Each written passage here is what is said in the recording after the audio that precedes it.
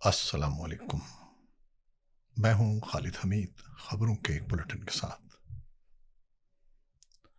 قطر کے وزیر اعظم شیخ محمد بن عبد الرحمن الثانی نے حالیہ اسرائیلی حملے کو سخت ترین الفاظ میں ریاستی دہشت گردی قرار دیتے ہوئے کہا ہے کہ ان کا ملک محض مذمت پر اکتفا نہیں کرے گا بلکہ بھرپور رد عمل کا اختیار محفوظ رکھتا ہے۔ اسرائیلی حملے کے بعد قطری دارالحکومت دوحہ میں پریس کانفرنس سے خطاب کرتے ہوئے قطر کے وزیر اعظم شیخ محمد بن عبد الرحمن الثانی نے کہا کہ اسرائیل کا حملہ نہ صرف غیر قانونی اور اشتعال انگیز تھا بلکہ اس کا مقصد غزہ جنگ بندی کی کوششوں کو سبوتاش کرنا ہے۔ انہوں نے کہا کہ واقعے کے وقت حماس کی مذاکراتی ٹیم امریکی تجاویز پر غور کر رہی تھی۔ قطر کے وزیر اعظم نے اعلان کیا کہ قطر اسرائیل کے خلاف قانونی کارروائی کی تیاری کر رہا ہے اور بین الاقوامی سطح پر جواب دہی کے لیے ایک قانونی ٹیم تشکیل دے دی گئی ہے۔ انہوں نے کہا کہ ہم ایک فیصلہ کن موڑ پر کھڑے ہیں، اب صرف بیانات نہیں بلکہ عملی اقدامات کا وقت ہے۔ ایک روز پہلے اسرائیل نے قطر کے دارالحکومت دوحہ میں حماس کی قیادت پر حملہ کیا تھا، جس کی عالمی سطح پر مذمت کی گئی ہے۔ حماس کا کہنا ہے کہ اس حملے میں اس کے 5 ارکان مارے گئے، جن میں سینئر رہنما خلیل الحیہ کا بیٹا بھی شامل ہے۔ قطر کی سیکیورٹی فورسز کا ایک رکن بھی مارا گیا ہے۔ قطر نے اس بزدلانہ حملے کی مذمت کی ہے اور کہا ہے کہ امریکہ کی جانب سے حملے کی کوئی وارننگ نہیں دی گئی۔ اقوام متحدہ اور اسلامی تعاون تنظیم OIC نے قطر پر اسرائیلی حملے کی شدید الفاظ میں مذمت کی ہے۔ اقوام متحدہ کے سیکرٹری جنرل اینتونیو گوتریس نے دوحہ پر فضائی حملے کو قطر کی خود مختاری اور علاقائی سالمیت کی سنگین خلاف ورزی قرار دیا۔ ادھر OIC نے بھی قطری دارالحکومت پر اسرائیلی حملے کی مذمت کرتے ہوئے اسے بین الاقوامی قوانین، اقوام متحدہ کے چارٹر اور عالمی اصولوں کی کھلی خلاف ورزی قرار دیا۔ تنظیم نے عالمی برادری خصوصاً سلامتی کونسل پر زور دیا کہ وہ اپنی ذمہ داریاں پوری کرے اور اسرائیل کو خطے میں جاری خطرناک جارحیت ختم کرنے اور بین الاقوامی قوانین کا احترام کرنے کا پابند بنائے۔ فرانس نے اس حملے کو ناقابل قبول قرار دیا ہے، جبکہ برطانیہ نے کہا ہے کہ اس نے قطر کی خود مختاری کی خلاف ورزی کی ہے اور سعودی عرب نے اسے وحشیانہ اسرائیلی جارحیت قرار دیا۔ قطر کے قانون ساز ادارے شورا کونسل نے منگل کو دوحہ پر اسرائیلی حملے کی مذمت کرتے ہوئے اسے بزدلانہ اور مجرمانہ قرار دیا۔ ایک بیان میں شورا کونسل نے اس حملے کو قطر کی خود مختاری اور سلامتی کی صریح خلاف ورزی اور اس کے شہریوں، رہائشیوں دونوں کی سلامتی کے لیے ایک سنگین خطرہ قرار دیا۔ اسی دوران قطر کے امیر شیخ تمیم بن احمد الثانی نے متحدہ عرب امارات کے صدر شیخ محمد بن زید ال نہیان کا دوحہ میں خیر مقدم کیا۔ اطلاعات ہیں کہ دوحہ پر اسرائیل کے مہلک فوجی حملے کے بعد اردن، متحدہ عرب امارات اور سعودی عرب کے رہنما بھی قطر جائیں گے۔ خبروں کے مطابق اردن کے ولی عہد حسین اور متحدہ عرب امارات کے صدر محمد بن زید ال نہیان آج وہاں پہنچنے والے ہیں۔ سعودی عرب کے ولی عہد شہزادہ محمد بن سلمان جمعرات کو ملک کا دورہ کرنے والے ہیں۔ ماسکو اور بیجنگ دونوں حکومتوں نے دوحہ میں حماس کے مذاکرات کاروں پر اسرائیل کے مہلک حملے کی مذمت کی ہے۔ روسی وزارت خارجہ نے ایک بیان میں کہا کہ قطری دارالحکومت میں حملہ بین الاقوامی قانون اور اقوام متحدہ کے چارٹر کی سنگین خلاف ورزی ہے۔ ایک آزاد ریاست کی خود مختاری اور علاقائی سالمیت پر تجاوز اور مشرق وسطیٰ کی صورتحال میں مزید کشیدگی اور عدم استحکام کا باعث بننے والا یہ اقدام ہے۔ ایک نیوز بریفنگ میں چینی وزارت خارجہ کے ترجمان لن جیان نے کہا کہ بیجنگ اسرائیل کی جانب سے قطر کی علاقائی خود مختاری اور قومی سلامتی کی خلاف ورزی کی سختی سے مخالفت کرتا ہے۔ ترجمان نے کہا کہ چین کو اس بات پر بھی گہری تشویش ہے کہ یہ حملہ علاقائی کشیدگی کو مزید بڑھا سکتا ہے۔ انہوں نے کہا کہ اس حملے نے غزہ میں ممکنہ جنگ بندی کے لیے ہونے والے مذاکرات کو نقصان پہنچایا ہے۔ پاکستان نے برادر اسلامی ملک قطر پر اسرائیلی جارحیت کی شدید مذمت کرتے ہوئے کہا ہے کہ اسرائیلی حملہ اشتعال انگیز، غیر ذمہ دارانہ اور قطر کی خود مختاری کی کھلی خلاف ورزی ہے۔ پاکستان قطر کی خود مختاری اور سلامتی کے دفاع میں ہر ممکن تعاون جاری رکھے گا۔ دفتر خارجہ سے جاری بیان میں ترجمان شفقت علی نے کہا کہ پاکستان قطر کے ساتھ مکمل یکجہتی کا اظہار کرتا ہے۔ ترجمان کا کہنا تھا کہ یہ اقدام بین الاقوامی امن و سلامتی کے حوالے سے خطے کو غیر مستحکم کرنے کی پالیسی کا تسلسل ہے۔ ترجمان کا کہنا تھا کہ ایسے اقدامات پر عالمی برادری کو خاموش نہیں رہنا چاہیے۔ ترجمان نے مزید کہا کہ پاکستان برادر ملک قطر کے عوام اور قیادت کے شانہ بشانہ کھڑا ہے۔ پاکستان قطر کی خود مختاری اور سلامتی کے دفاع میں ہر ممکن تعاون جاری رکھے گا۔ پاکستان سے طورخم اور چمن کی سرحدی گزرگاہوں سے ملک بھر میں رہائش پذیر افغان باشندوں کی جبری وطن واپسی کا سلسلہ جاری ہے۔ افغانستان سے ملحقہ صوبے خیبر پختونخوا کی حکومت نے پولیس اور دیگر قانون نافذ کرنے والے اداروں کو افغان باشندوں کو گرفتار کرنے اور ضروری قانونی کارروائی کی تکمیل پر افغانستان واپس بھجوانے کی ہدایت کی ہے۔ خیبر پختونخوا کے محکمہ داخلہ اور قبائلی امور کے مطابق طورخم بارڈر سے 2491 افراد واپس بھیجے گئے ہیں، جن میں 746 غیر قانونی مقیم افراد بھی شامل ہیں۔ بیان میں کہا گیا ہے کہ غیر قانونی افغان شہریوں کی سب سے زیادہ واپسی طورخم بارڈر کے ذریعے ہو رہی ہے۔ محکمہ داخلہ کا کہنا ہے کہ دیگر صوبوں اسلام آباد، پنجاب، آزاد کشمیر، گلگت بلتستان سے بھی مجموعی طور پر 30,694 افغان باشندوں کو واپس بھیجا گیا ہے۔ پاکستان سے افغان باشندوں کی جبری انخلا کا یہ سلسلہ صوبائی حکومت اور متعلقہ اداروں کی نگرانی میں جاری ہے تاکہ قانونی اور محفوظ انخلا کو یقینی بنایا جا سکے۔ اور اب ایک کہانی دھرتی کے بہادر سپوت میجر عدنان شہید کی، جنہوں نے چھٹی پر جاتے ہوئے رضاکارانہ طور پر بنو آپریشن میں شمولیت اختیار کی۔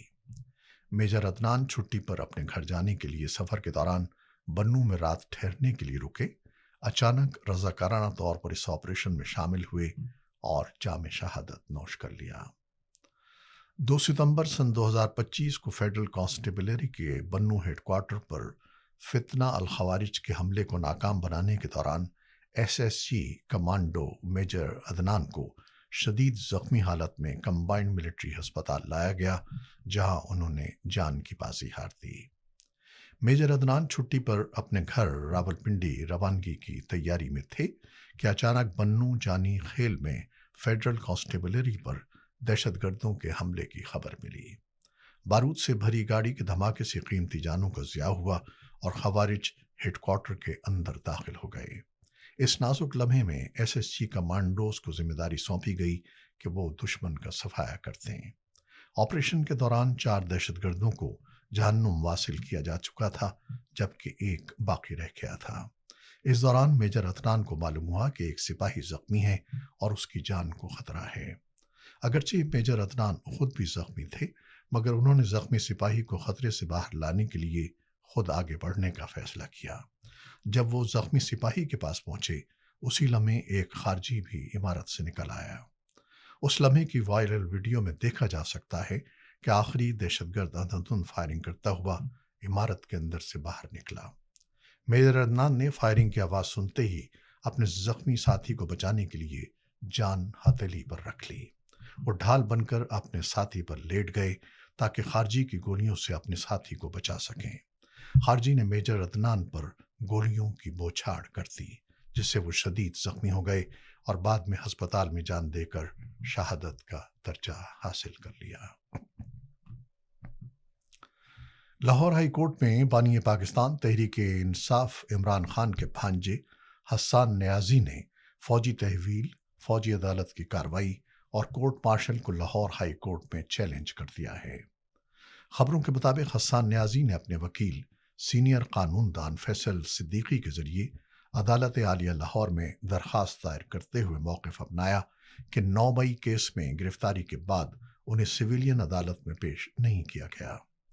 درخواست گزار حسان نیازی کے وکیل نے کہا کہ تھانہ سرور روڈ پولیس نے موکل کی کسٹڈی ملٹری کو دے دی، کسی عدالتی حکم کے باوجود غیر قانونی طور پر ملٹری کے حوالے کر دیا گیا۔ وکیل نے استدعا کی کہ حسان نیازی کو ملٹری کسٹڈی میں لینے کا کمانڈنگ آفیسر کا 17 اگست سن 2023 کا نوٹیفیکیشن کالعدم قرار دیا جائے۔ ملٹری کسٹڈی میں دینے ملٹری کورٹ کی تمام کارروائی، کورٹ مارشل کی کارروائی کو کالعدم قرار دیا جائے۔ دسمبر سن 2024 میں سانحہ 9 مئی سن 2023 میں ملوث عمران خان کے بھانجے حسان نیازی سمیت مزید 60 مجرمان کو 10 سال تک قید بامشقت کی سزائیں سنا دی گئی ہیں۔ D G P D M A Punjab Irfan Ali Kathia نے سیلاب کے حوالے سے جنوبی پنجاب کی صورتحال کو چیلنجنگ قرار دیا ہے۔ پروونشل ڈیزاسٹر مینجمنٹ اتھارٹی کے ڈائریکٹر جنرل عرفان علی کاٹھیا نے کہا کہ جلال پور پیروالا کی صورتحال انتہائی خراب ہے۔ انہوں نے کہا کہ اگلے 3 دن کا بڑا چیلنج ساؤتھ پنجاب ہے۔ ملتان کی صورتحال تشویشناک ہے۔ مظفر گڑھ، لیاقت پور اور رحیم یار خان کی صورتحال تشویشناک ہوگی۔ کراچی میں گزشتہ 2 روز کے دوران وقفے سے مسلسل بارش نے تباہی مچا دی۔ ملیر اور لیاری کی ندیاں دریاؤں میں تبدیل ہو گئیں، نشیبی علاقے ڈوب گئے۔ میئر کی درخواست پر چیف سیکرٹری سندھ نے فوج طلب کر لی۔ شہر کے بعض علاقوں میں سیلابی صورتحال کے باعث ریسکیو 1122 پاک فوج اور رینجرز کی ٹیموں نے سینکڑوں شہریوں کو ریسکیو کیا۔ شہر میں وقفے سے ہلکی اور تیز بارش کا سلسلہ جاری ہے۔ مسلسل بارش کے باعث کراچی کے ڈیم اوور فلو ہو گئے، جس کے باعث پانی سادی ٹاؤن سمیت اسکیم 33 کے متعدد رہائشی علاقوں میں داخل ہو گیا۔ طبی ذرائع نے الجزیرہ ٹی وی کو بتایا کہ غزہ کی پٹی میں آج تک اسرائیلی حملوں میں کم از کم 34 فلسطینی ہلاک ہو چکے ہیں۔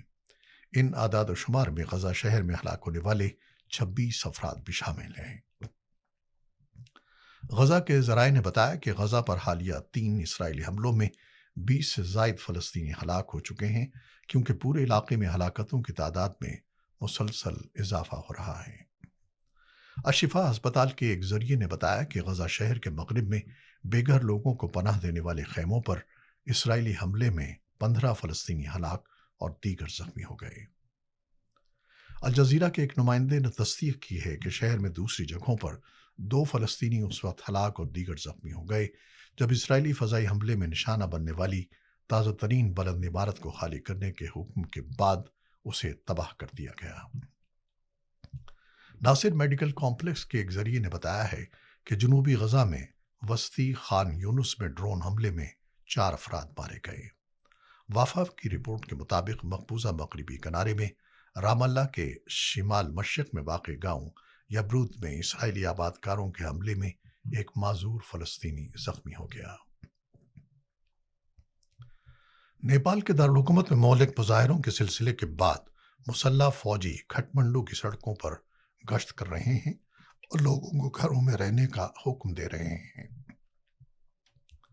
نیپالی فوج نے بدھ کے روز ایک غیر معینہ مدت کے کرفیو کے دوران گاڑیوں اور لوگوں کی جانچ پڑتال کی۔ اس سے پہلے بڑے پیمانے پر بدامنی کے بعد مظاہرین نے کئی سرکاری عمارتوں کو آگ لگا دی اور وزیر اعظم کے پی شرما اولی کو مستعفی ہونے پر مجبور کر دیا۔ ہلاکت خیز مظاہروں کے درمیان پارلیمنٹ کو نذر آتش کر دیا گیا۔ فوج کے ترجمان راجا رام بسنیت نے بتایا کہ ہم پہلے حالات کو معمول پر لانے کی کوشش کر رہے ہیں۔ انہوں نے کہا کہ ہم لوگوں کے جان و مال کے تحفظ کے لیے پرعزم ہیں۔ جموں سے اطلاعات کے مطابق جموں و کشمیر میں ایک منتخب رکن اسمبلی معراج ملک کی سخت پبلک سیفٹی ایکٹ کے تحت گرفتاری کے خلاف جموں خطے کے مختلف علاقوں بشمول ڈوڈا، کشتواڑ اور ریاسی میں مسلسل دوسرے روز بھی زبردست مظاہرے جاری ہیں۔ کشمیر میڈیا سروس کے مطابق کرفیو جیسی پابندیوں کے باوجود ڈوڈا، ریاسی اور کشتواڑ میں بڑی تعداد میں لوگ سڑکوں پر نکل آئے اور جیل میں بند ایم ایل اے کی حمایت میں پرامن مظاہرے کیے۔ مظاہرین نے پارٹی پرچم اٹھا رکھے تھے، انصاف کا مطالبہ کرتے ہوئے نعرے لگا رہے تھے اور کالے قوانین کے ذریعے عوامی نمائندوں کو نشانہ بنانے پر حکام کی مذمت کر رہے تھے۔ ڈوڈا میں ڈپٹی کمشنر کے دفتر کے باہر ایک زبردست ریلی نکالی گئی، جہاں مظاہرین نے ملک کی نظر بندی کو جمہوری اقدار پر براہ راست حملہ قرار دیا۔ بی ڈی سی کے رکن فاطمہ فاروق احتجاج کے دوران زخمی ہو گئیں۔ اسی طرح کے مظاہرے ریاسی علاقے بگا اور کشتواڑ کے چترو قصبے میں کیے گئے۔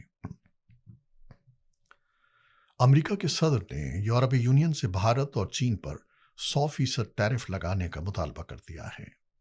غیر ملکی خبر رساں ایجنسی کی رپورٹ کے مطابق امریکی صدر نے منگل کے روز امریکی اور یورپی یونین کے حکام کے درمیان ہونے والی میٹنگ میں یورپی یونین اتحاد میں شامل ممالک سے کہا کہ وہ بھارتی اور چینی مصنوعات پر 100% ٹیرف عائد کریں۔ رپورٹ میں کہا گیا ہے کہ ٹرمپ نے اس بات کا اعادہ کیا کہ وہ روسی تیل کے 2 بڑے خریداروں چین اور بھارت پر مزید ٹیرف لگانے کے لیے تیار ہیں اگر یورپی ممالک بھی ایسا کریں اور امریکہ کا ساتھ دیں۔ کرکٹ۔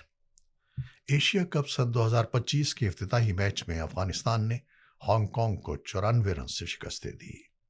افغانستان کے 189 رنز کے ہدف کے تعاقب میں ہانگ کانگ کی ٹیم مقررہ 20 اوورز میں 9 وکٹوں پر صرف 94 رنز بنا سکی۔ یہ تھیں وہ خبریں جو یوٹیوب چینل پر ہم نے آپ کے لیے پیش کی ہیں۔